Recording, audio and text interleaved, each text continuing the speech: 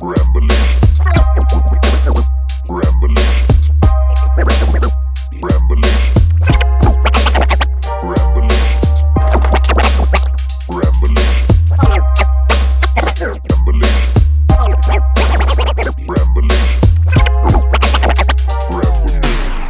I actually got to do something I haven't gotten to do in a long time, and it was just like out of pure chance, right? And that was like, and we've talked about this before. It's like the idea of to just go for kind of like a ride. You know what I mean? Mm-hmm. Like driving, right? Like it was, I don't know. It was just a cool move. Like yesterday it was raining, right? So you got that cinematic feel, right? It's it's raining, it's pouring, and shit. Like, yeah, and I was just like, and it was like the perfect type of rain. Like there was no traffic because people were home and stuff like that. I was just out doing errands and shit, and it started raining because it's Washington, it's gonna rain. But it was like the type of rain where it's like, and I just got new tires, but it was like the type of rain, and the new tires made it to like it wasn't like I was losing traction. So I got to like zip around in the rain, and that was just, I don't know, it's a good feeling that I wanted to share with our listeners. You know what I mean? Yes. Are we actually in the episode yet? Yes, this is episode 4. Episode 4 Ramblations.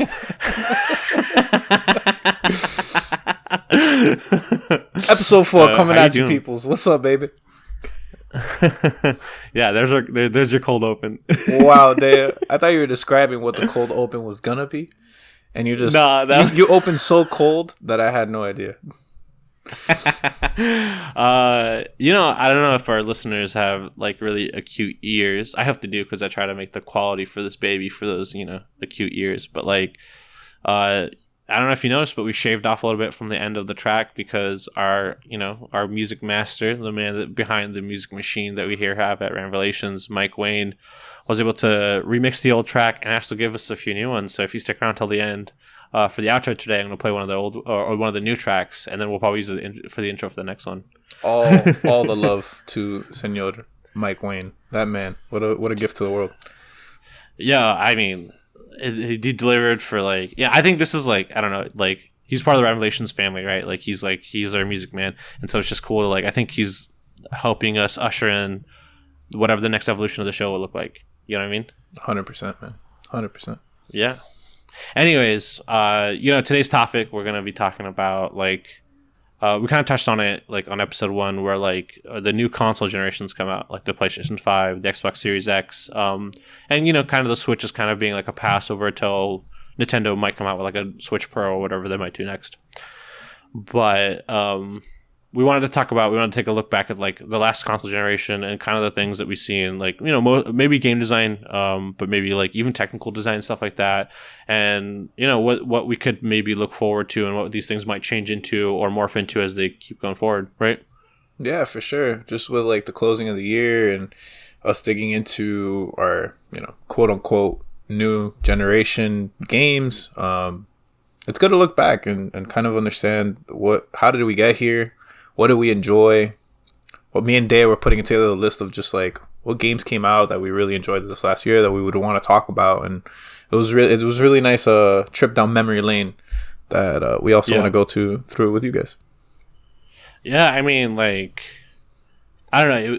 Before we get into that though, I want to talk about something that happened last episode.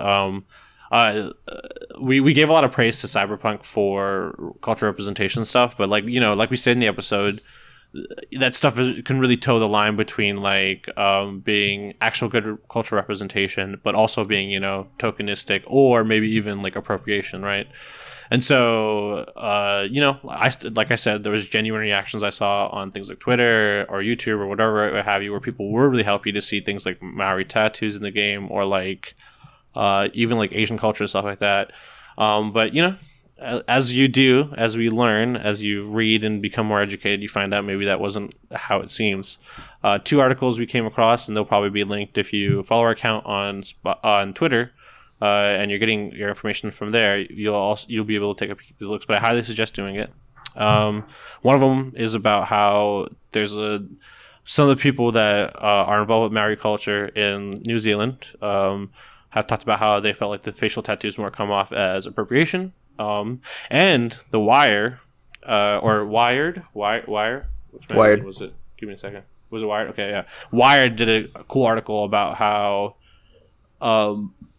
cultural representation for Asian cultures in cyberpunk, the genre, not even just the game, the genre overall, actually has a root in a little bit of racism, in the sense of the yellow peril.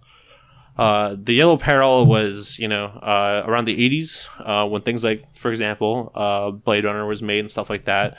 There was a huge fear in American culture, where companies like Sony, Panasonic, the electronics manufacturers that were like really good at what they're doing, or people were worried like, oh, like they are going to replace manufacturing for things like in America, because Japan and China and all these other countries, Korea, were all rising up in terms of those industries, and we're getting a bigger and bigger share of the market. And so that rooted itself in so a lot of the representations of Asian culture taking over America. For example, if you look at like Blade Runner, there's a scene where like the car flies by this giant projection of an Asian like geisha makeup woman type, and like while younger me, because I was born post 80s, thought that was really cool and interesting. It was like, oh, like I want to know more about what these cultures were. And, I also watched like anime and a bunch of other stuff, and like indulged in like manga and stuff like that, which again, not perfect representations of Japanese culture in any way, shape, or form, but like still something that is born from that culture and is shipped out to us. And so I was interested in that stuff. So I didn't think of it as like this, but those portrayals were supposed to be rooted in a sense of fear that those cultures would take over. So, the more you know, right? The more you know, It's interesting too, because it's also in the fact, it's also as the viewer, we also kind of internalize we have our feelings about these things, right? Like, for example, you and I, like we're born post that, right? So for us looking back at that stuff, it though the origins of it, came from not the best place. I don't know, seeing a geisha up on that, for me, it was like cool. Like our world, they're imagining our world being more intertwined with other cultures, right? Growing up in like a modern day America, I think that it's a lot easier to see cross-cultural representation. If you go to a public high school in America, especially if you're along the coasts at least, right? I mean, no diss to the Midwest and all that. You guys do your due. But like, you're more likely to interact with like Asian people, more likely to interact with Hispanic people. You're more likely to interact with like, even Native American people and stuff like that as well, right? Yeah, so on either one of the coasts for sure. Yeah. And so it's just like, like for us, it felt more of what was already reality, right? And it's not a fear. It's more just like, oh, that's cool. It's like a part of someone else's culture that's interesting to me because it's just different than what I see on a daily basis, right? Yeah, it makes sense, man. I was watching the movie yesterday. It's called Toy Soldiers. My uncle was like, dude, 80s movie, man. We're going to watch it. It's got Will Wheaton on it. And Samwise from Lord of the Rings, but like they were kids. And it was about a school getting taken over by Colombian drug lords. And all the kids were like important kids. It was like a like a rich like boarding school, but for like rejects that got kicked out of other rich boarding schools. So they're all badass and whatever. And one of them, their son was like involved in some sort of, the parents were involved in some sort of like judge, or I don't know, man, but they're involved. These drug kingpins, this like drug kingpin comes in, takes over the school, and these kids thwart their plans and help the military take down the Colombian drug lords. It's very 80s. And when we say very 80s, it touches a lot on the fact that what you're saying with the cyberpunk is like, it's rooted in fear. It's rooted in a xenophobia and caricatures of these different cultures that are harmful. And it's all rooted in fear, right? And like, yeah, I feel like some examples are more on the nose about it than others, but yeah, I think it definitely touches up on that.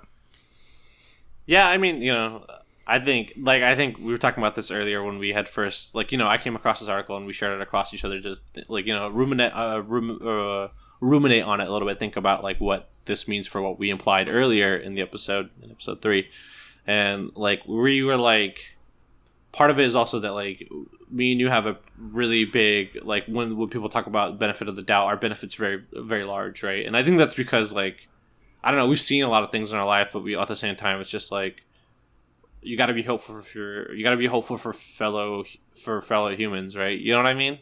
Yeah, of course, man. It's all about progress and reflection, right? You know, we could talk about one thing and then we're going to learn about it, right? Because it's something that's at the forefront in our brain because we just had a lengthy conversation about it. You know, we really delved into it and we're going to be noticing other things that have to do with it. And maybe those perceptions might change with more information. So stay humble. Anyways, we wanted to make sure that it's our due diligence here at Ramblations to make sure that the information you get from us is representative of the case as a whole, not just one-sided, right?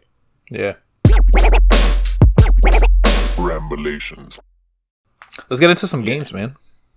Yeah, dude. The place, like I said, and we've said before on this on the show, that the PlayStation 5 and the Xbox Series X are legitimately out there. A lot of kids probably got them for Christmas, stuff like that. But overall, it's like that. I think that what that means is that, like, we talked about having more power, and that like the computer essentially inside those consoles is much stronger, so it should be able to do more impressive things. But I think when we talked about that, the thing that we don't reflect upon is that we should learn off the past, right? All the games that have come before us, and so I wanted to take an opportunity to kind of like talk about like what did we see in the games of the past that we should think about going into the future. And the first one we got on this like small little list here is and I think this kind of talks about like the evolution of open world game designs, or games that are rooted in representing you a large world where you hopefully don't have like loading screens in between your passage through it, like you're actually kind of like roaming fields and stuff like that. And the first game that we talked about was Breath of the Wild, right? Yeah, what a darling of a game. I have a confession to make to all the gamers that are listening to this podcast. I went to design school for video games, and it always kills me to say it, but I wasn't a fan of Legend of Zelda before Breath of the Wild.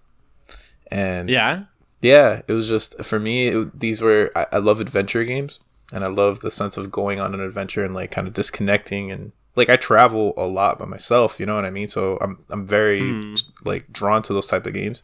And I always felt like the Legend of Zelda games they didn't feel like adventure games to me. They felt like puzzle games to me, where it was kind of formulaic in the fact that, you'd go out and there was a sense of travel that, at the large scale, but the majority of the content was centered on the dungeon design. And it felt kind of formulaic to me, even though they are really intricately, nicely done, like design marvels, but it felt more like a puzzle game than an adventure game. And I feel like, see, this is why I actually wanted to talk about this, because I like you stated, you talked about that, and kind of like when you talk about like the puzzle design aspect, well, you know what my brain goes to.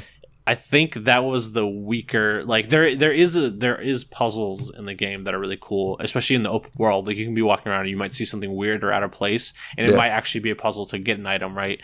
Most of the times, that's what I'm talking about. Like, well, that's what I'm talking about. Like that's what I'm talking about. Like that's why I think Breath of the Wild is like a good example of something that's like evolved, like not only within itself as a Legend of Zelda game, which it has, but like I think like it accomplished that by going backwards a little bit, right? There's a lot of games that did that. Like another one I want to touch on after this is Doom. But I think that because they talked about like there was a GDC talk or something. I don't remember where I saw it. I think I saw it on YouTube. But they talked about how like when they were originally trying to figure out what they wanted to do for this game, they went back to Legend of Zelda, like the Legend, like NES Legend of Zelda, and they were like, oh, we want to see what we can add to this world. So they made a 2D version of the game, essentially, like a mod for Legend of Zelda NES, where you could cut down trees and you can light them on fire and stuff like that. Like they had the idea of trying to create a chemistry within the world and doing something interesting with the things that you find inside of it, and how that affects the original idea they had from so long ago. Because the original idea of Zelda was always to be an adventure, right? Yeah. Like if you think about what the NES game is, like it plops you out in the world and it's like, all right, go do the dungeons. I don't care what order you do them, and just get them done. Yeah, no, it totally makes sense. Like it's a rediscovery of what the core like of the spirit of the game is, right? And I get where you're coming from as far as like the dungeons in the games leading up to this were kind of like I don't know, they did become cornerstones of the game itself, but they were for sure. But they were a means of how to give content in a confined area that honestly could very well have been because of technical limitations, right? Where now you have this on a much broader stroke, in an open world, and more, it's more about the micro discoveries and the micro puzzles, and yeah, for sure. I'm picking up what you're putting down. And that's what I kind of like. That's what I wanted to lead with this, because open world game design, and talking about Ghost of Tsushima in a little bit, but like open world game design is definitely like, I think this like Legend of definitely a lot of other games. We're seeing all the Legend of Zelda Breath of the Wild clones out there.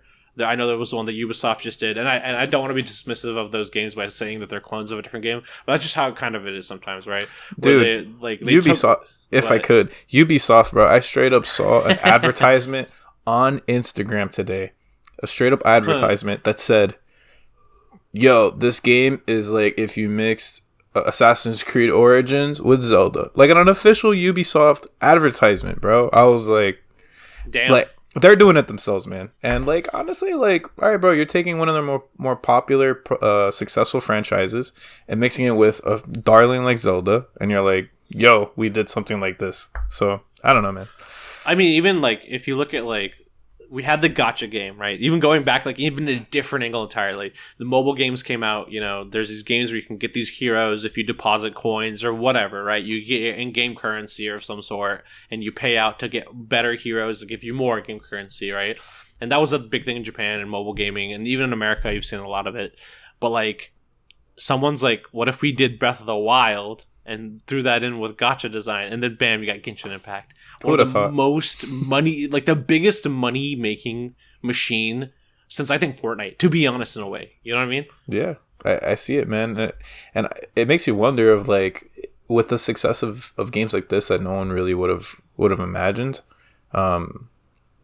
like what else is in store, right? Like what combination that we'd never think of. Like, it reminds me of that episode of, was it Family Guy? No, they were making fun of Family Guy. I think it was South Park making fun of Family Guy. They're like, how do you make the script, bro? This is so fucking random. Like, how do you do it? And it's some manatees in a fucking tank with a bunch of balls, and they had topics. And it's just whatever the fuck the manatees pick up, bro. And it's like, how do you get to this shit, man? Obviously, it takes a lot more content. Design is intention. So there's definitely intention behind it, but it makes you feel like, yo, do they just like, here's this genre, here's this genre. What the Nikki Jakey videos that he used to do? Yeah. If games were to bang, like something, game child to children. It's literally that. It's like anime gacha game from Japan bangs The Legend of Zelda. What came out? Genshin Impact. and Genshin Impact, and the one that Ubisoft that was like Greek Gods, it was like Immortal Phoenix Rising, whatever it's called, whatever that one, right? Like that, those were like, they kind of took the Breath of the Wild formula wholesale. Like the biggest thing that they took was like, at least I think so. I haven't played the games, either of those games enough. I've played a lot of Breath of the Wild though, but I think the thing that from a technical point of view, like the really interesting like factor that the real world the interesting factor that Breath of the Wild actually brought out in open world game design was the what they call the chemistry system, which is like wood plus fire equal bigger fire, that kind of stuff. Because that stuff's really interesting to me, because like that's a lot of interactions that you have to like. They had to make a chart essentially, like this giant chart that says, okay, when this thing interacts with this thing, it'll have to result in this thing, which makes it so you can do some crazy whack solutions to some of their puzzles. There's puzzles where you're supposed to like electrocute a box using an arrow or something like that, but you can pass lightning through metal objects. So people have found goofy ways to line up a bunch of swords next to each other, which can conduct electricity in that game, link them together to open up a door that wasn't supposed to be opened up like that. And like that's the type of stuff that I find most interesting about Legend of Zelda. And I think some of that is in things like Genshin Impact or whatever, the Ubisoft games and stuff like that. But I think that's definitely the biggest indicator of a change in the formula. The other thing, though, and this is moving on to Ghost of Tsushima, because they stole one element I think they took from Legend of Zelda, from Breath of the Wild specifically, is Breath of the Wild lets you do that thing where not only can you place markers that you can kind of see anywhere from the world, but you can there's there's a very ease of use guide to it. Like everything kind of persists in the world in a way where you can kind of set up your own markers to lead yourself to a place. And Ghost of Tsushima saw Breath of the Wild do that with its camera system and go, we can do something even better, and it can be in the spirit of the game we're making, and we can actually have it be this wind, this guiding wind that's supposed to, in game, is supposed to be like the spirit of his dead father, because the game's about a samurai, so they have a lot of tropes from that genre, and like there's this guiding wind that's supposed to be essentially like the spirit of his father guiding him to do stuff around the world. But it makes the game it takes the thing that's like at its core, Ghost of Tsushima is kind of like a Ubisoft game where there's just a bunch of things on the map that you want to complete to get to the next section sometimes. But it makes that so much more immersive when you're just kind of riding in the world with your horse, and you have your bow and your arrow, and you have your samurai sword, and the wind. Like, I don't know, it just makes it more cinematic. Like, it's so much like, those are the evolutions I'm looking forward to. That's what I'm really hoping, like, that's what comes out. Yeah, sorry, I didn't mean to keep talking, but I'm just excited about this. No, you're all good, bro. Gush, man. Gush on. What's it called? Yeah, bro, it's elegant design, right? Any sort, especially in adventure games and any sort of game that is hoping to immerse the player into it, any sort of way of being able to distill what would normally be or traditionally has been a UI element into something that is what do you call that, when it's like actually inside the world. Is it diegetic? Is that the word I'm thinking diegetic. When it's a diegetic element in the actual game world, I mean, it's going to immerse people that much better. And for adventure games, that's the holy grail right there. And I think it's really elegant design.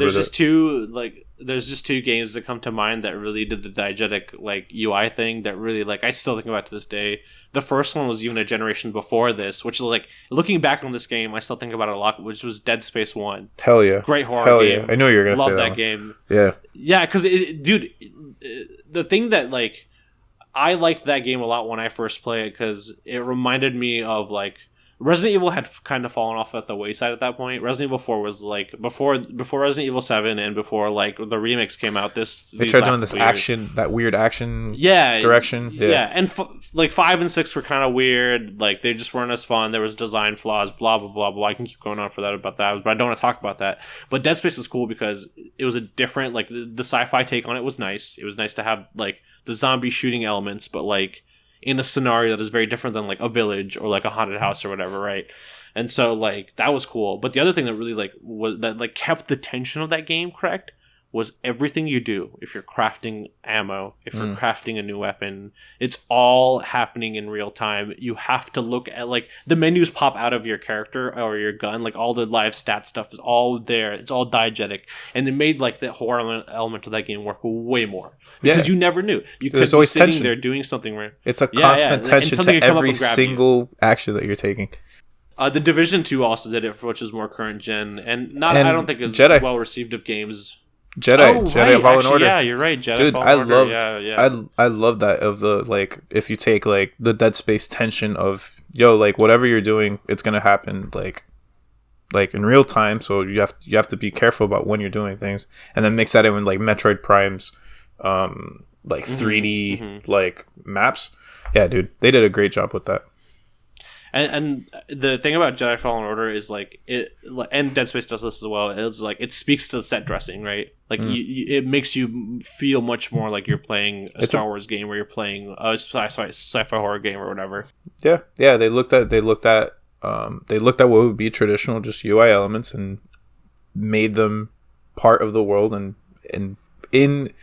because of so they immerse the player so much more. I'm curious.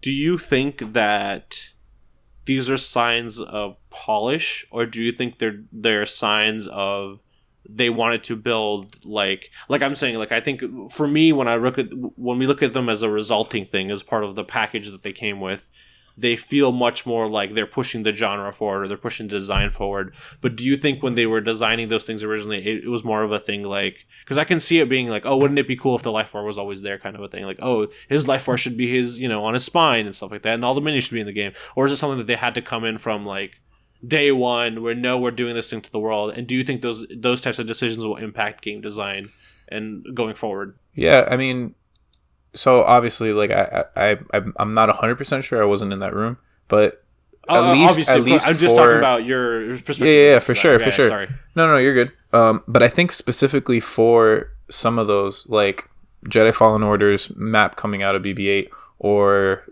Dead Space's, the menu like be happening in real time. Those things I feel like are so core. The way that they're created, I feel to me scream of really good pre-production. Because they don't feel like anything that's tacked on. Like any sort of design element that gets built upon and is feels part of the whole. To me, for me that feels like good pre-production in the fact that everything else was designed to make those things make sense.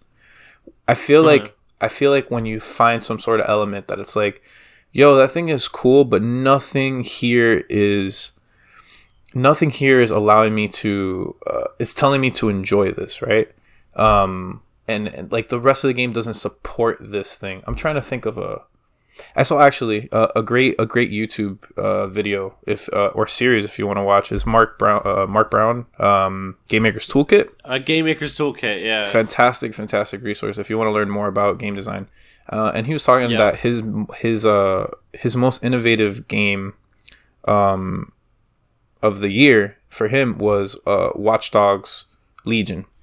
And now that I'm thinking about it, it's not the best example, but it kind of leads into what I'm going for, is the fact that he thinks that in Watch Dogs Legion, the whole point of the game is that you can recruit any person, any sort of NPC, any character in the entirety of London, which is where the game takes place, and you could become this person and recruit them into your high-tech, revolutionary squad. And and his that innovation was a piece of design that was really cool, but the rest of the game didn't support it, so it kind of just fell flat because none of that choice mattered. And I feel like when a game hits that point where you're like, that's really cool, but none of the rest of this feels like it supports it, or it just feels kind of tacked on.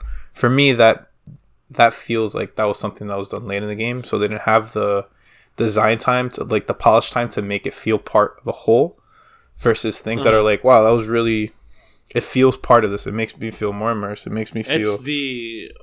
It's the idea, like, it's the idea of whether or not that thing that they're making, it won't feel tacked on or polished, or sorry, it won't feel, it can't be just polished because it's a little bit organic when it comes to exist, right? Whereas like in something like Breath of the Wild, Ghost of Tsushima, and all those things, when they do the thing, that feels much more intentional because they designed around those elements. Whereas Watch Dogs Legion's like, they took a lot of Ubisoft stuff that's been happening, in terms of open world games, and they are like, oh, it'd be cool if you can be anybody in this world. And then those two, like, those things married out came into Watch Dogs Legion, right? Is that what you're kind of like? Yeah, it's just the only thing about Watch Dogs though is that they did try to do that. That was like the whole basis of them creating that game. But I mean, I feel like when other games are doing it, it showcase it. You can tell a lot more. Yeah, like, I don't know. And then there's examples of when it's really showcased, like, you're like, yo, obviously this was planned in pre-production. Like God of War, I feel the fact that they, like, that's the next one on the list. The God one of taker. War, It's the fact that it's no cuts, right? Like, no cuts. Yeah, it's a giant one take for a video game, which is still an awesome idea, I think. Incredible idea. They're the Birdman of video games at this point, right? Where, yeah, the whole one take, it's incredible, and it's like there's no way that wasn't part of pre-production, right? Like, it makes sense. Like, when you're gonna go into a game and when you're gonna go into game development, I feel like these games really showcase, if you want to make something that's special, like, at the very beginning of it, find your pillars, right? Find those pieces of your game that it's like, man, this is something that I really want to shoot for. And you have, like, let's say, for example, God of War, it's going to be one take. We're pushing that area on the artistic and on the artistic side, right? Or at least like on the cinematic side, we're pushing no cuts, regardless of menus or whatever it is. And then we're gonna change the combat. We're gonna incorporate the axe and the pulling of the axe and the throwing the axe, and all of that is gonna be really fluid, almost fighting game style combo type of action. Like those seem like very obvious pillars. It showcases that there was great pre-production, that there was conversations about through development. Like, does that go back to the pillars? Does that support the pillars that this game is built off of? Yeah. It's shifting the topic a little bit, but still using the same core premise. Like, one of the other things that, like we talked about a little bit, like Breath of the Wild looked back at itself, like looked back at the legacy of being a Legend of Zelda game and try to build on top of the idea that it originally boasted, and they had to actually legitimately go back to like the first game and modify it to understand the design they want to go for. I think a few other games that came out in this console generation really did something similar. One of the ones that I think a lot about is like Doom, the new Dooms, right? Doom 2016, which was just called Doom, but 2016 to say what year it came out, and then Doom Eternal, which was that game's sequel. They kind of like FPSs. I was gonna say Doom 2016 definitely beats like God of War's issue. Everyone's just like Dad of War because it's like, what do you call these games, right? You keep just using the old titles, bro. Like, I think that FPSs, like first person shooters, have been going this kind of like almost linear path, right? Like I think it started with like Call of Duty 2. And then, we had the whole entire range of Call of Duty series, which also themselves have had to go back and reinvent themselves this console generation with the new Modern Warfare and even the current version of Black Ops that just came out.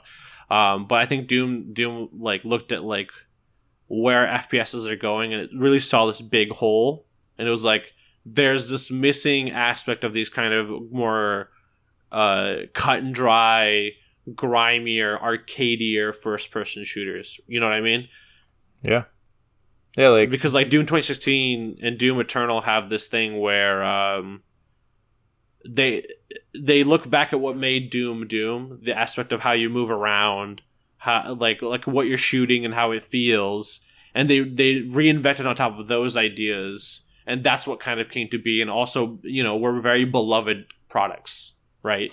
Yeah, I think also like a testament to how, like where their mind was that has gone with that, like how entrenched they have been of what makes classic Doom intentional. They came out like this with this DLC pack. I think it was it Doom Zero, or what I'm talking about? Yeah, Brutal Doom or no Doom Zero. Doom Sure. Zero. It's an add-on for Retro Doom. And it was basically Bethesda taking all the lessons that they learned from Doom 2016 and Doom Eternal and making new levels for old Doom. It brings 32 new levels, and they're like super difficult, but it showcases their expertise of what made those levels special and made levels that were just great fucking new levels, high end, like for people that are experts in the game to play the game, and they're not just hard, they're well designed, and that showcases like their mind was very much in Doom 1 and 2 when they were creating those games, just the same way as as we were just talking about with Legend of Zelda, going back to the originals. Yeah, and I don't know, like I think we're seeing a lot, like not only are genres kind of looking back on themselves and trying to find how they got to this point and what they're going to do next, because like I said, like I think that's like the biggest stepping stone of this past season, of this past console generation. But I think as we came up to the end of it, like we had a lot of games that were like, we are going to be remakes of an idea, like I said, of doing like obviously Doom, but the other ones like we talked about a little bit are like Resident Evil 2 remake, Final Fantasy 7 remake, Tony Hawk's 1+2, all those, like all those games, and Final Fantasy 7 in particular, like I think they almost revolutionized the idea, because we saw a lot of these games that came up as remasters or remakes or whatever, but like Final Fantasy 7 really like took that to the next level, in my opinion at least. Yeah, it's really cool. I was listening about like the origin of what the Final Fantasy 7 remake, like the development origin tale, and it was that all the like original people that worked on it, you know, they were making Final Fantasy games, and you know, they're working for Square Enix, making Kingdom Hearts, whatever, and they were just like, "Yo, we're really old.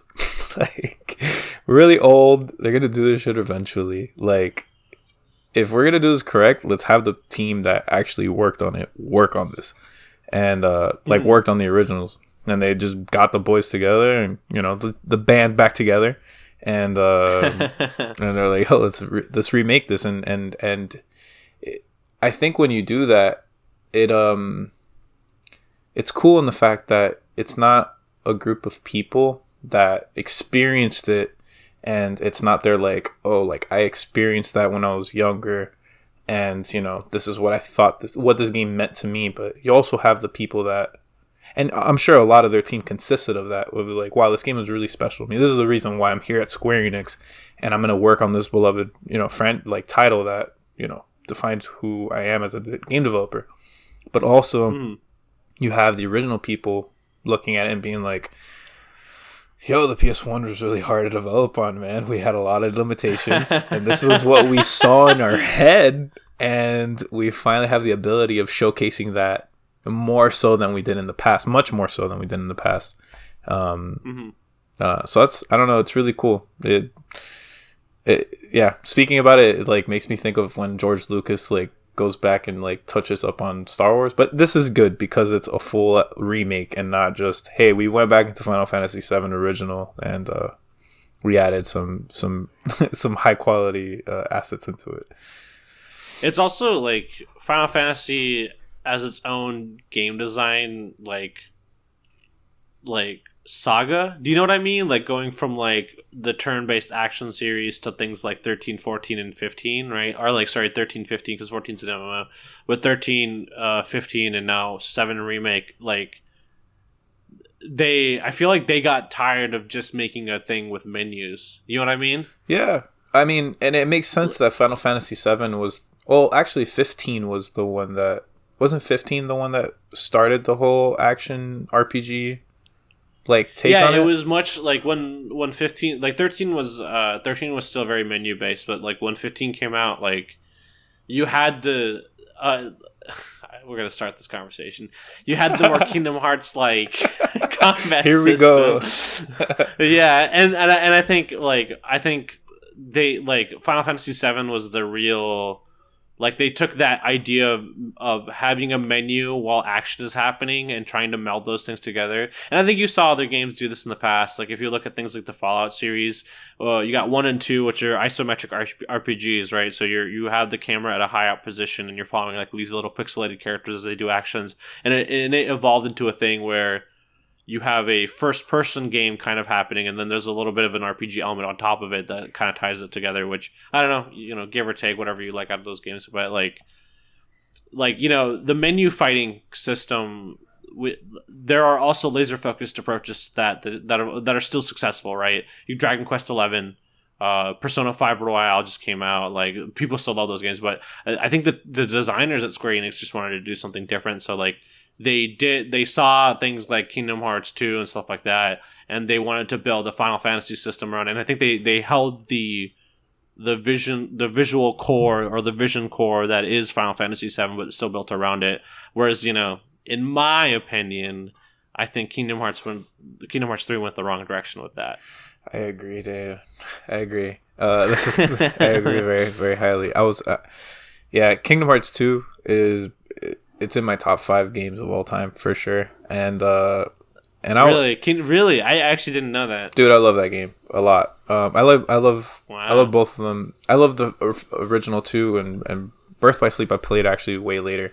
It's actually the reason I bought my PS4. Fun fact. Had a friend of mine. To get 2.8 whatever, like the HD remake of that game or whatever. Basically. Yes, and no, my friend he put me onto like PSP. Oh, I think I remember this. He put me onto PSP emulation, and I was like, "There's just one game I want to play." Oh, right. And it's Birth by Sleep because I never got to play it. And then it crashed. It kept crashing at this one spot consistently, and I was like, "Dude, I already did the tutorial, bro. Like, I am invested." And I just straight up bought a PS4 and I was like, bro, I'm fucking playing this game. But anyways, I'm a big fan of the franchise. And yeah, and I agree. Like I feel like Kingdom Hearts 3 it was a step in the wrong direction. It was, I feel like the reason for it, I feel like what Kingdom Hearts 3 does really well, the action is very fluid, but you can tell that what was good about the system in its most restrictive form. I think that Kingdom Hearts 3's combat was the best when you had the underwater segments in the Pirates of the Caribbean section. Reason for this was... Really? I don't even know if are you talking about Kingdom Hearts 3? I am talking about Kingdom Hearts 3. Okay, I never got that. I think that's like right around when I stopped playing it, and I haven't gotten back to it just because I just didn't have the will. And like my thing is that can I finish my thought real quick? Sure, yeah. Sorry, I'll talk about this in a second too. Yeah, but you keep going. You're all good. So like it's one of the last of the world, so I get where you're coming from, and that's actually disappointing in the fact that you only see this towards the end. But when you're underwater, you're restricted to just basic combat and your regular spells. And I feel like the downfall of Kingdom Hearts 3, which is a hole that it kind of brought itself to, was this expansion on the quick time events and these like special moments that are just super overpowered. And I feel like at least for myself, the only enjoyment that I could really get out of playing, or doing the combat of Kingdom Hearts 3 was when I restricted the use of those. Like they have those attractions which are like these crazy super moves that the amusement park ride moves, right? Yeah, specifically. Yeah, from like Disneyland and stuff, and you press triangle and it fucking explosions and it's this little mini cinematic and it fucking kills everything. And those things were like for me were so annoying where it felt like I didn't want to do them, right? But it took away from playing the game in a weird way, and it felt like it was the most like this feels like Disney tacked this on and wanted it to be last minute kind of stuff, which I don't think is honestly true. I don't know. I can't speak. We weren't in the room when those decisions were made, but I don't know. What I miss, what I thought was cool about Kingdom Hearts 2, which is one of my favorite games. I wouldn't say top 5, but it is definitely one of my favorite games. Was it felt like especially at the time that I played it. I think it was probably early teens, maybe 10 or 11, 12, somewhere out there. When I played that game, I was like, oh, this is a cool introduction. Looking back in retrospective, it was a cool introduction into action style fighting games almost, right? Yeah. You have a lot of interesting blocking, a lot of boss fights, really test your skill in certain areas and stuff like that. And I found the better versions of those things, especially talking about games this generation that were awesome, was Devil May Cry 5 came out, and Capcom really, again, I don't know how Capcom keeps doing it. They really are on the ball in terms of reviving their series right now. Which I wish that they would give the same love to something like Marvel vs. Capcom. And even, I think Street Fighter's starting to get that love now, but, it did not help the release of Street Fighter 5 specifically. No. Definitely not. Definitely not. But yeah, it's that. It was just, it's looking at the actual combat system and seeing what piece of it is actually special. And I feel like Kingdom Hearts 3 failed in the fact that they thought what it was these really explosive moments in your core gameplay, where it actually was about the strategy and the tension that comes in really intense battles. And I feel like Final Fantasy VII Remake actually got that correct. I feel like it was the same team that worked on it, so they basically just moved on. They learned their lesson and they did it on a great franchise that everybody loves, and boom. Kind of going back to the idea of kind of tying together what we're talking about and going back to the idea of remakes, I think there's a lot of games out there that are laser focused on this past generation. I feel like there's a lot of games that kind of laser focused on bringing an old idea back to the forefront. The easiest example of this would something be like Tony Hawk's 1+2. Even things like Tekken 7 and Smash Ultimate, which were I think they took a retrospective on their respective fighting game series and were kind of how do we give something that we want to create and also the fans would appreciate at the same time. But those types of games, I feel like they're when it comes to genre defining, doing a love letter to a genre.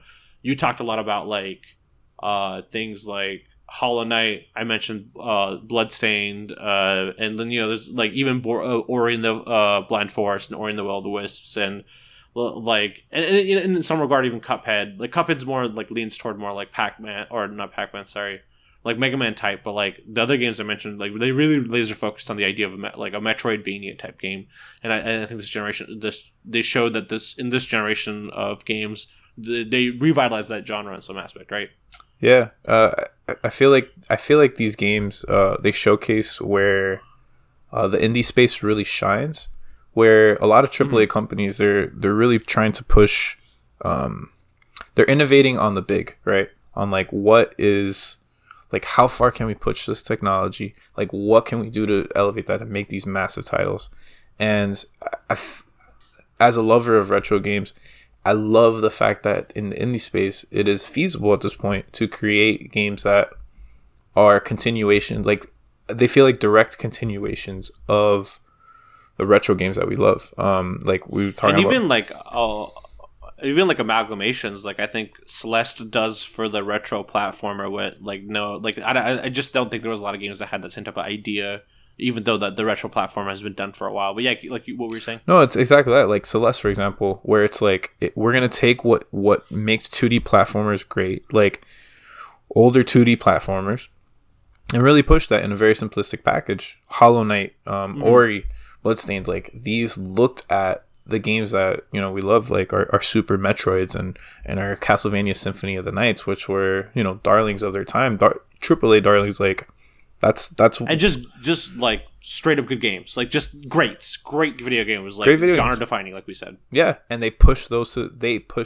Like it's a more how do you say, like direct expansion on those design ideas versus a jump from Super Metroid to Metroid Prime, where this is a AAA studio that's trying to like wow people on grandeur of what is possible, but you kind of lose that direct line, right? It feels like the missing links that they're putting in, or of as far as like an evolution of that specific branch where that design philosophy was at the time.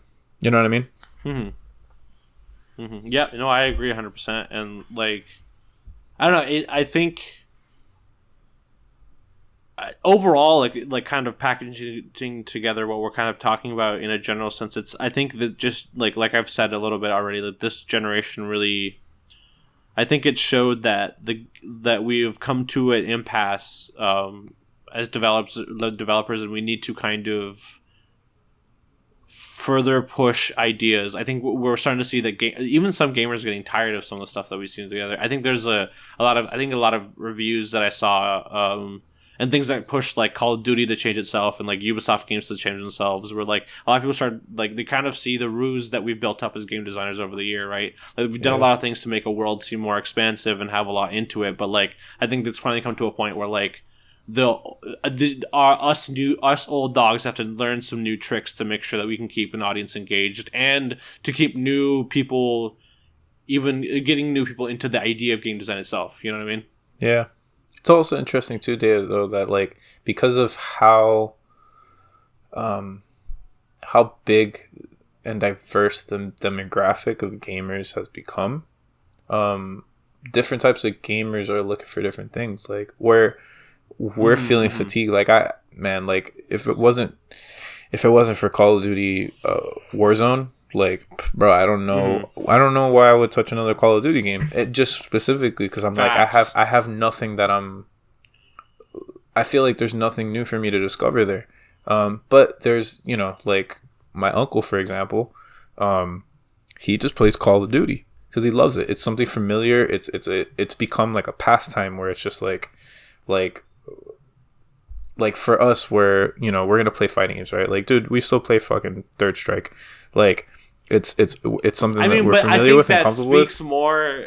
Well, I think it also speaks to the fact that like you've said this about Smash, specifically Melee. You've said this about Third Strike, and even you can even lump like Tekken 3, Tekken 5, Tekken 7 into this. Those games are gonna, I would say, Guilty Gear, like those fighting games, like they have shown that like when you hit a gold standard, the design will carry. It doesn't matter what the visuals are like and stuff like that. That like a good feeling video game will carry its weight for the rest of time as long as it exists. Yeah, right. It's an evergreen.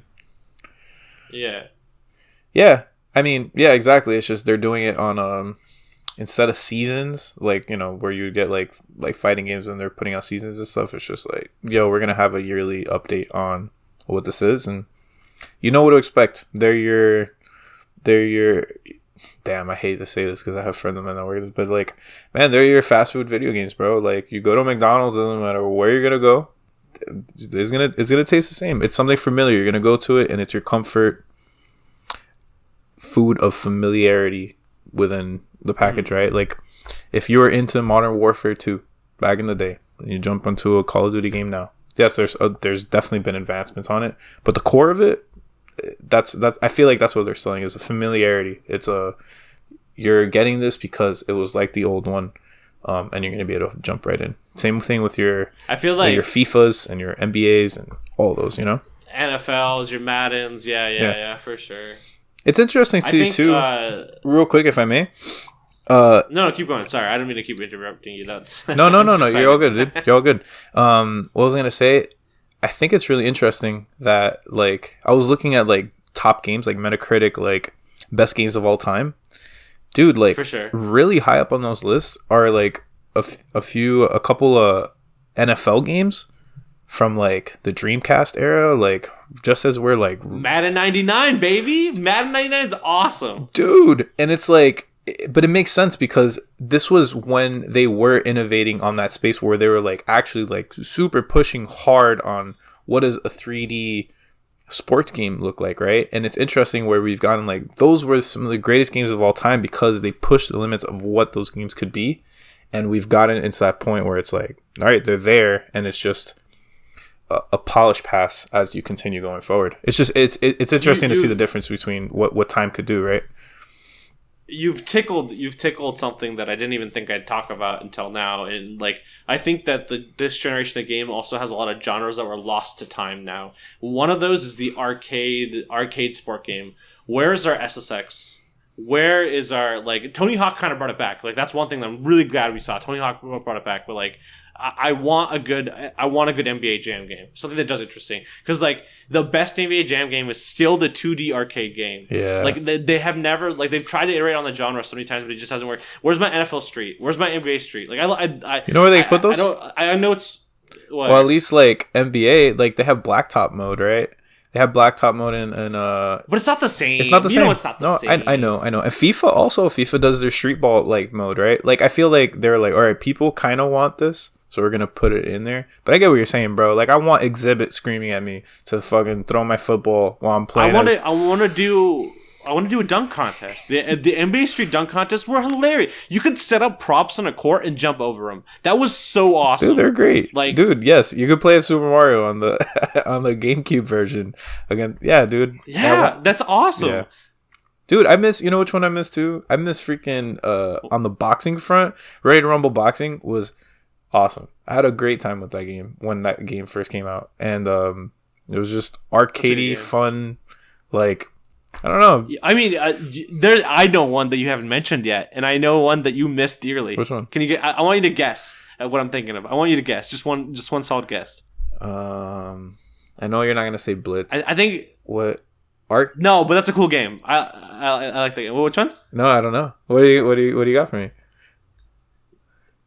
Where's my Def Jam fighting game? Oh, dude, yo, bro, I met one of the creators, and yo, I gushed. Like, I don't get starstruck, man, but I was like, bro, you worked on Def Jam. Like, those games are so good. Those games are so good, man.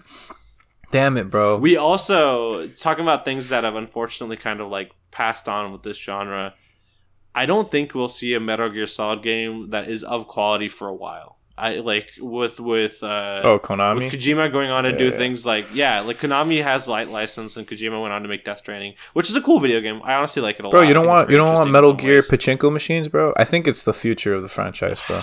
I think so. When they showed off that they were doing that, they had like the Fox engine, the engine they used to make Metal Gear Solid 5, they had redone some of the Metal Gear Solid 3 cutscenes in that engine, and they looked gorgeous. And I was just like, this has never mattered to me. I can't have this matter to me because I know it's not like the physical form of what this is, what I'll actually be able to, however I will be actually able to interact with this thing, is not it's not gonna bring that same feeling to me. Yeah, and that sucks. yeah, it's the equivalency of like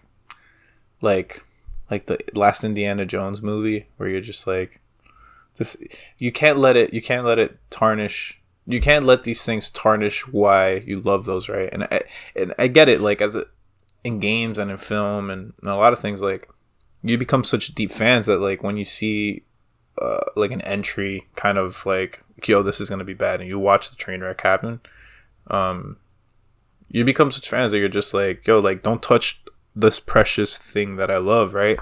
And I don't know, it gets to the point where it's just like, I guess you just ignore it, bro. Like, just ignore it. Hopefully, I mean, it doesn't matter. Like, I don't even have to try hard to ignore this. I'm not gonna go to a Japanese pachinko den anytime soon. I recommend them. That's not I happening. recommend them, bro. I recommend them. I want to. If I'm going to anything Japanese, it's gonna be Japanese arcade to play fighting games. Probably, it's not gonna be to be a Japanese pachinko place. Like, that's just how it be, right? Dude, you can catch me at a Street Fighter 2 cabinet before you'll ever see me at a pachinko. I highly recommend that. That was awesome. When I went to Japan, though, bro, I was in Osaka and I passed by one of those pachinko spots, and I was like, bro, I have to at least go inside, man. And one of my best memories of going into that guy, and there was just this old Japanese man with like a beanie, and he's just sitting there, chain smoking cigarettes, fucking playing pachinko, going ham on this thing. And I was like, no. I need to be shoulder to shoulder. I need to be shoulder to shoulder with a man that clocked out of work and clocked back in at the arcade to play some Tekken. I'm super down, bro. That for sure, bro. I played Street Fighter at an arcade in Japan, and that was some bucket list shit right there. Yeah. I mean, we could start rounding off this episode. There's a few games we didn't talk about that I still want to get to, especially when we talked about the platformer. I'm not going to let you get off without talking about Donkey Kong. But before we talk about Donkey Kong, I want to talk about, and I know you probably want to talk about Super Mario Odyssey, because, like, again, talking about, like, we have Legend of Zelda as a franchise. It came back and invented themselves into something very interesting, and you see this a lot with the Switch, which, I mean, I hope we see something similar for when Metroid Prime comes out. But, like, Super Mario as a game, like, it came out and it, like, and what it did to that franchise, like how it celebrated its own existence and still held this, like, very joyous core to it.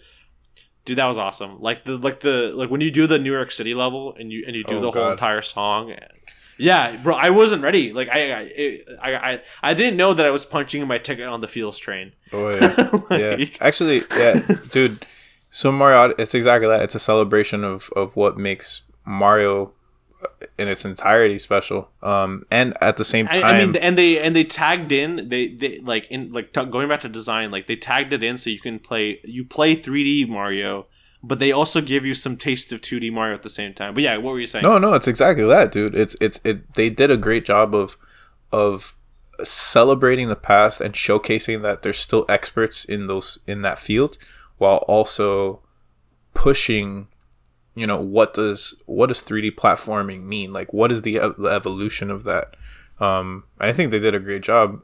Like, Cappy, like, it feels gimmicky, but at the same time, it really isn't. It's taking, you know, Jumpman, fucking Mario that just jumps, Jumpman, and yo, you're like, all right, though, but what if Jumpman was something that was completely different, and just giving you these little tiny tastes of what a platforming game would feel like if you were a frog, or if you were I forgot the other a T-Rex, or whatever the hell, like, all these different things. If you were a creature from that universe, if you were a Bullet Bill, if you were a Koopa with wings, if you were a Goomba, right? Mm-hmm. And again, going back to what we were talking about earlier, Nintendo was very freaking good, and that's why I think also, like, I've called Doom, like, not on the podcast, but I called Doom the most Nintendo game to ever come out that's not a Nintendo game. That's hilarious. Because those games are very square about looking back on where they came from and being like, we can still do this interesting in some way, which is, I think that's a very hard challenge. And I think you see a lot of failures in that respect. And I think that it is continually impressive that Nintendo keeps doing it. Yeah. Which segue into my freaking My Go for it, darling, baby. the last one, Gush, bro. gush. Yo, dude, Donkey Kong Tropical Freeze, man. When that shit, I know I was like one of like 10 people in the world that had a fucking Wii U, but like, bro, Donkey Kong Tropical Freeze, man, was my game of that year. Like, what they did for the two, I feel like the same way that Super Mario Odyssey did for 3D platforming and like really pushing that formula forward. Like, Donkey Kong Tropical Freeze feels like that for the 2D platformer, in just the sense of just like refinement on what that level design is. They take a really solid set of mechanics that feel really good, a really good player controller that you can feel confident in playing with. It's if you jump a certain way, like you could count on that because it has to be very precise. And then with that precision that they have with that, they just hone in on the level design, and make things that they're experimenting the whole time. It's not so much of an experimentation on the mechanics themselves, but the evolution comes in on the level design and doing something that's completely different each level, and then incorporating all of that with the art and the world building, where it's like, dude, there's like fucking no dialogue in this game, but like all the world building that they do, where they're like, you have like the savannah kind of levels, right? And it's like, all right, it shows you like the beauty of the savannah, and like, all right, cool, this is kind of cool. And then the savannah catches on fire in the next episode, and it's like this progression of story through the level design, and it's so fucking good. They one of the coolest things about going back to Super Mario for like a second, right? Because what you just mentioned, it kind of like it wrinkled my brain in a weird way. I love that Super Mario Odyssey is kind of like the idea that Mario is going on a freaking vacation, because you get to see like a weird Mexico, you get to see like the like a rainforest, like I don't know, and like, kind of talking about what you're talking about with Tropical Freeze, like you get this like, I don't know, there's a journey to it in a way. Yeah. It's exactly that. It's a journey that feels innocent and just easy to explore, and just wholesome. And wholesome, yeah, 100%. Where like I feel like there's definitely a space for journeys that are very introspective and very heavy and very like, wow, man, I'm fucking feeling some shit, and I'm reevaluating how I'm looking at the world because of what I'm experiencing here.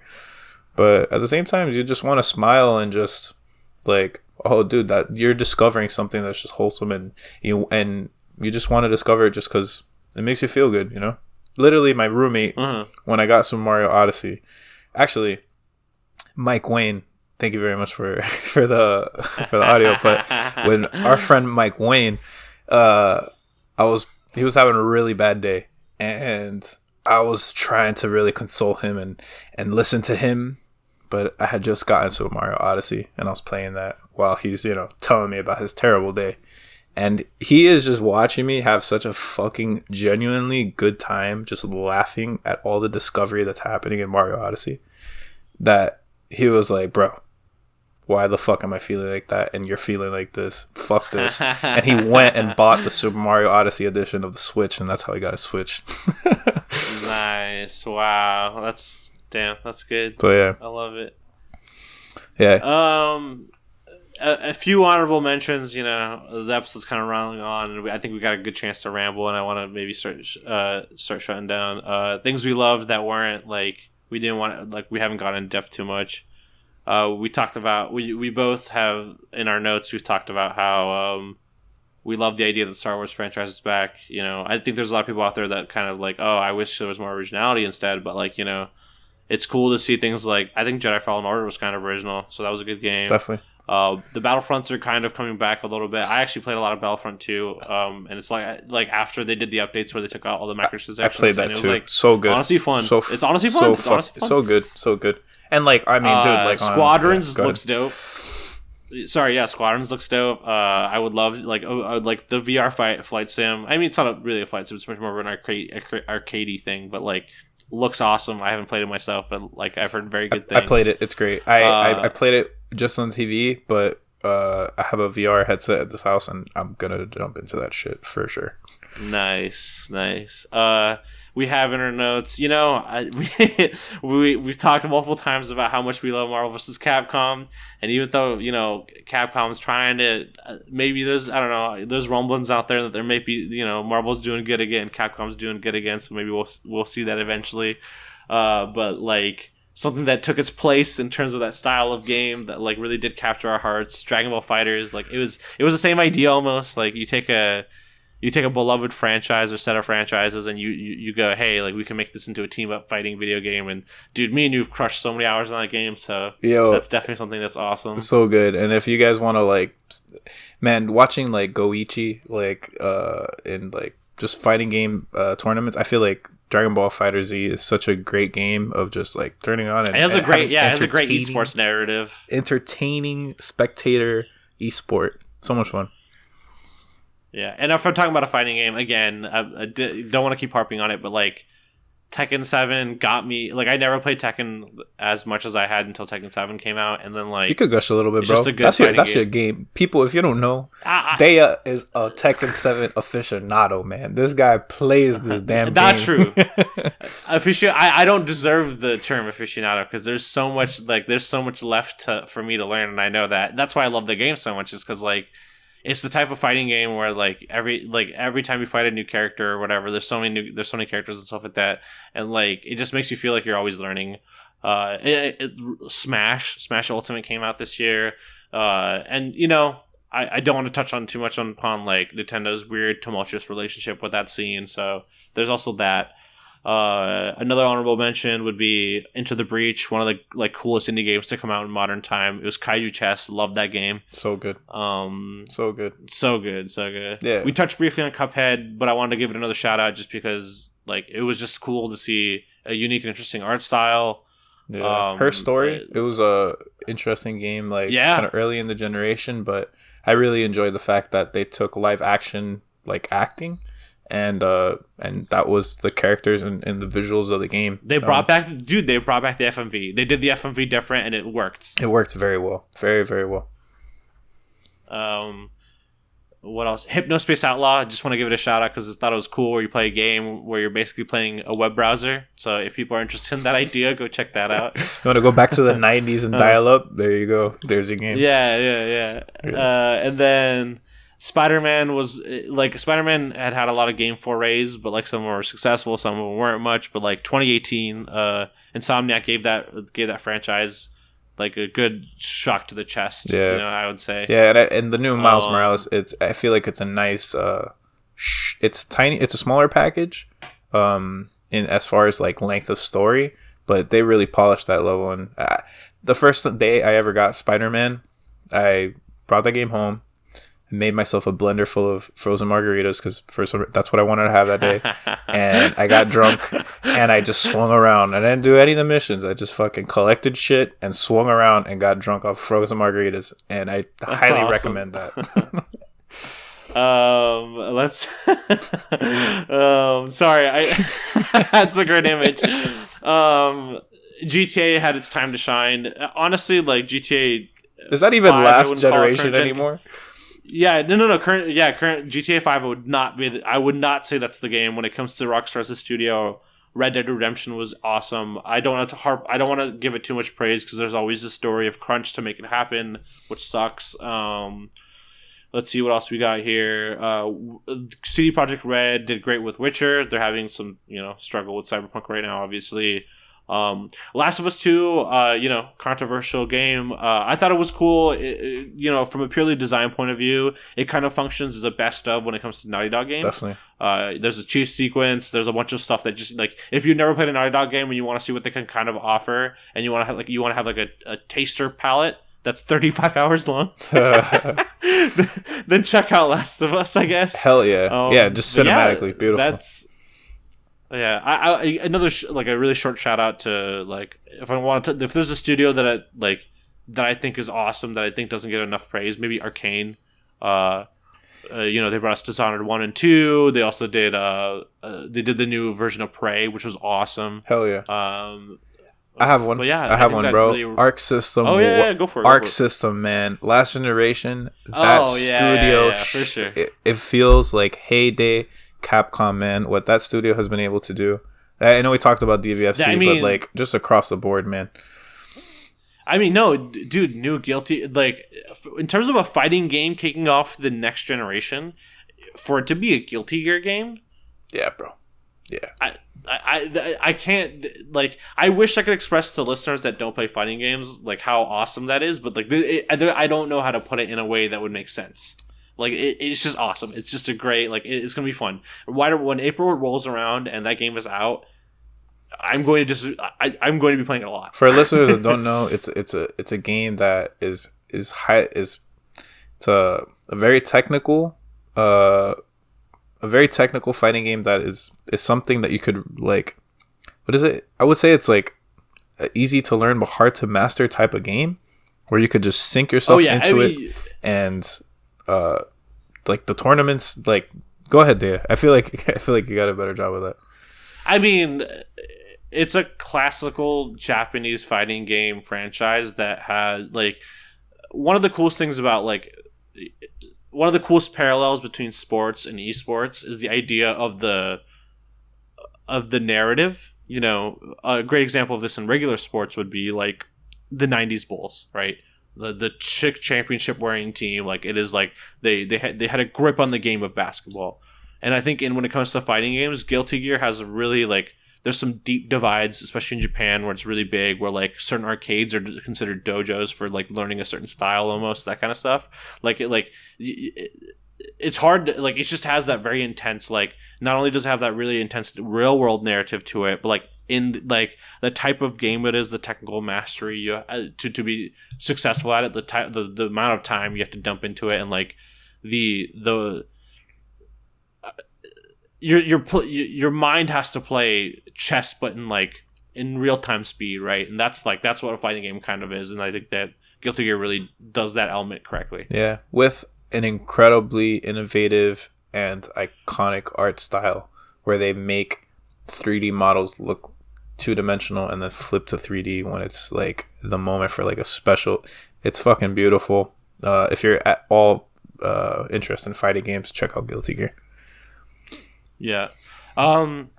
This whole episode kind of functioned as a dope shit to check out. But is there anything, like, you still want to highlight that's not a video game? Because, like, yeah, like, you know, to all the listeners out there that maybe might not be in it for us to talk about fighting games, or sorry, video games in general.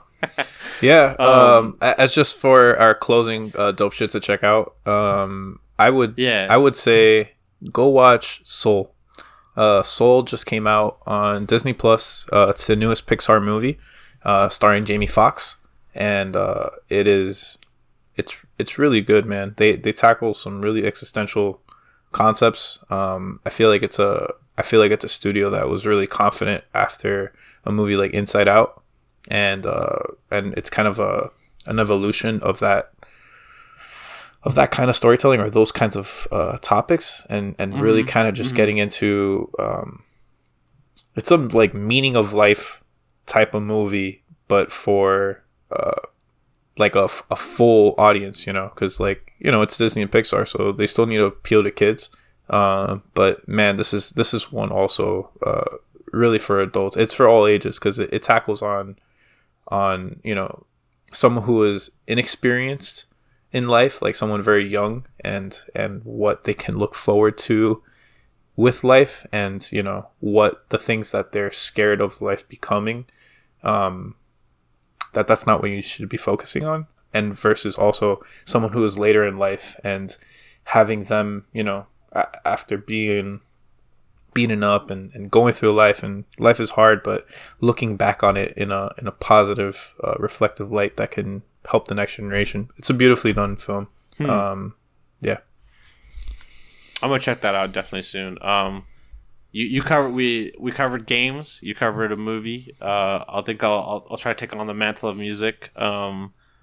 Kid Cudi just came out with a new album in a series of albums he has called Man of the Moon, which is like his first two albums, and then he did a few other albums, and now he's kind of gone back to that same idea, which is kind of interesting because we talked a lot about how this generation of video games did that.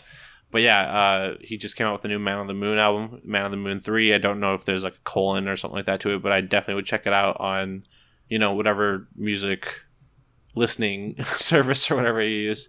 And so that would definitely be my dope shit to check out for this week. I had one last thing. It's the end of 2020, and we're recording this like 2 days before New Year's and a few days after Christmas, and like, you know, like this, like we're in the season of giving, right? And like, and yes, the idea of Thanksgiving has passed, but like I do truly want to give thanks to people out there that are listening. Me and Amelia talked about it briefly, but like, we would still record this and do this if we had 0 people in the audience, because I don't know, it's just something we wanted to do for a while. But like, the fact that people are listening and we see that, and we're also getting feedback, and we're trying to change the show, there's just like, I think it just gave us the will to create in a time where like it was nice to do that, right? With the pandemic and all this other stuff going on, you know what I mean? Yeah. We were just talking about like this podcast is one of the best things that happened to us this year, and we're glad we're part of the ride, and we're glad you appreciate what we're putting out there, and yeah, we're excited to see what 2021 is. If 2020 was the year of us finally taking the plunge and being in this weird ass bizarro world version of Earth, where, you know, it stood still for a bit, that gave us the confidence reality, baby. Yeah, bro. Yeah, it is reality. If that let us take the plunge, we're excited to bring you some, you know, the next evolution of what this show can be, and evolve with you guys, and want you to be part of that journey. Talk to us what you want to hear. We got some really exciting stuff planned for next year. Got an interview lined up. Man. I'm very excited for you. You guys will get that. I forgot about it till right now. Yeah, man. We'll let you know once that happens. But we got some really exciting stuff for you all, and yeah, the feedback and all the love you've been giving us have fueled those ideas. So thank you. Yeah. You know, the usual, whatever listening service you use to listen to the podcast, you know, make sure you follow or review or whatever they require you to do there. Not require, sorry, but whatever they do for you to show that you listen to us and have opinions about us. You know, follow the Twitter account at Ramblations, RAMBLATIONS.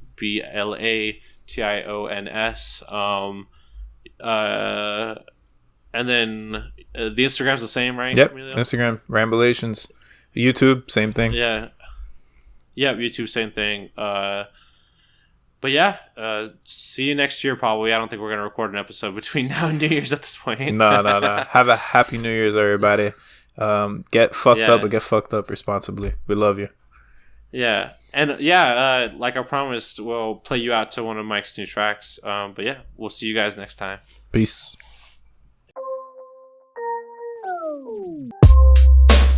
Ramblations.